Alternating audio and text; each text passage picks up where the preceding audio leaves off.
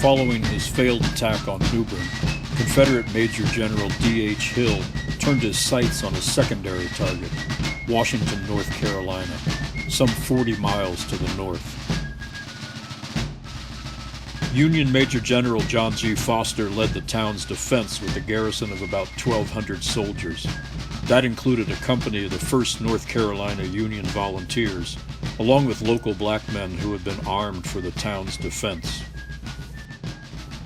On March 30th, 1863, Confederates began to lay siege to Washington, as they lacked the element of surprise, and a direct assault would have resulted in heavy casualties. To prevent the Federals from sending reinforcements and supplies from Newbern, Hill posted cannon along the Tar River and 2 brigades south of the town. With the defenders surrounded, the Confederates foraged for provisions in the area.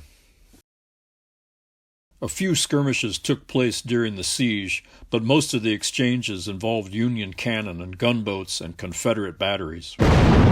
Attempts to reinforce and resupply the garrison at Washington failed as the rebel batteries drove off Union vessels attempting to offer aid. An overland relief effort involving about 8,000 men, led by Brigadier General Francis B. Spinola, turned around after a fight on April 9th with Confederates at Blunt's Creek, 16 miles south of Washington. On April 13th, a Federal ship, the USS Escort, managed to run the Confederate gantlet of guns along the river and brought supplies and reinforcements to the defenders. A few days later, Hill lifted the siege as Longstreet sought troops to aid in an attack on Suffolk, Virginia.